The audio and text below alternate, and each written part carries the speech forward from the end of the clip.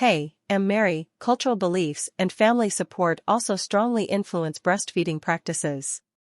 In communities where breastfeeding is encouraged and normalized, mothers are more likely to start and continue breastfeeding for a longer time.